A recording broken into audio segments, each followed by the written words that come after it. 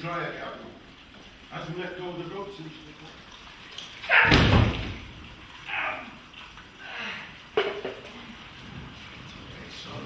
My character's called Douglas Evans. He's an ex-boxer.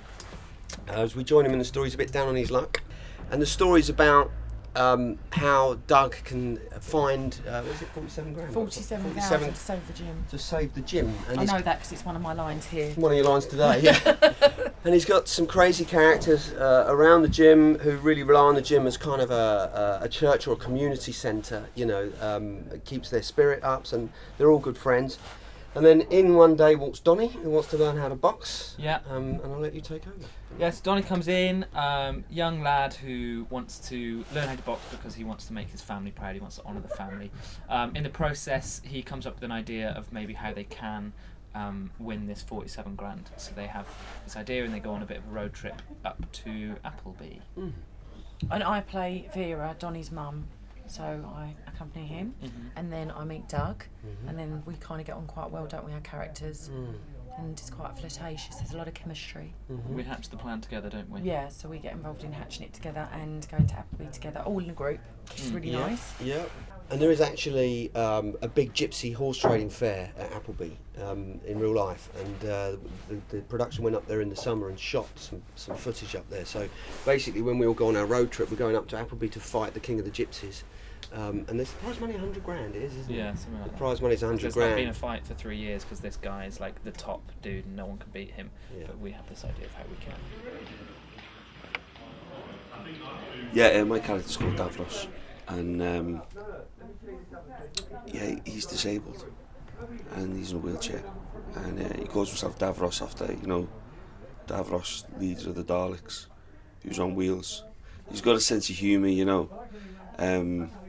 The gym's everything to him. He sort of lost his legs in a horrific sort of bike accident, and really, when a lot of doors closed for him, the doors to the gym remained open, you know, and he's in there all the time, every day.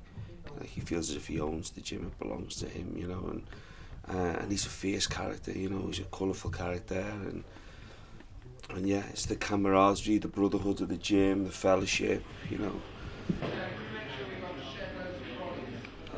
I got a part in this movie called Gloves Off because it mirrors my life.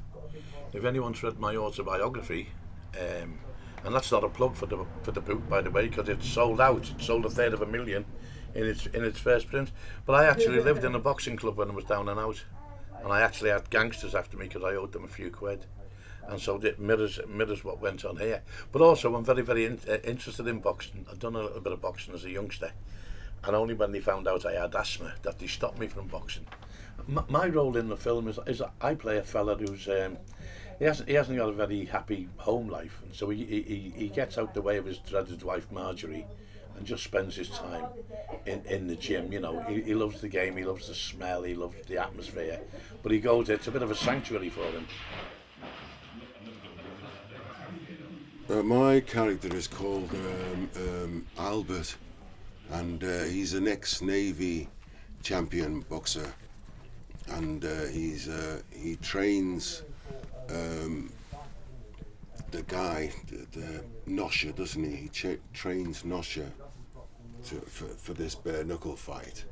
But he's part of this lovely gang, this group of misfits, really, who live and work in the gym more or less, and. Yeah, it's a great camaraderie, isn't it, with this, you know, gloves off. Yeah. My character is called Riz, and he's very colourful. He's a street kid. He comes across very colourful in his language. Very choice selection of language. It might not be too familiar with the vast majority of people, but it's quite commonly spoken slang in London.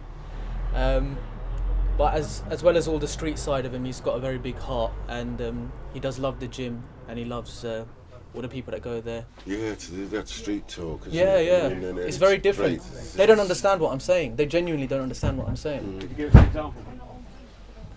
Yeah. Yeah, go on. All right. Two posh man step into the gym, yeah. They thought there's bare hype, yeah. Step into Doug. Hey, that man's a dickhead though. See man like Albert, yeah. Albert stepped straight to him. Bosh him, bruv. Shelly him, man. Man was dead flat. Done. No long thing. Get me, G. Reach me, fam. Straight. no messing. You get me? That's how it's done. And it's subtitled every time, which is great. I understand everyone. Yeah.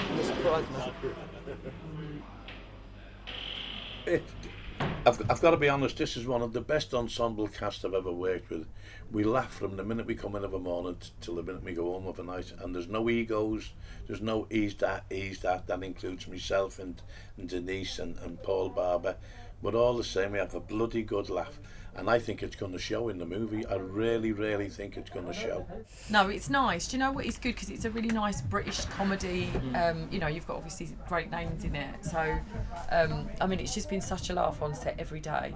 And Steve's such a brilliant director. He's so easy to work with. Best feeling on set I've had in any film. I don't know about you guys, but I've not had. You have been getting aroused quite a lot. Yeah. But it's most camaraderie I've ever seen. It is lovely. It's a nice ensemble group as well. Yeah.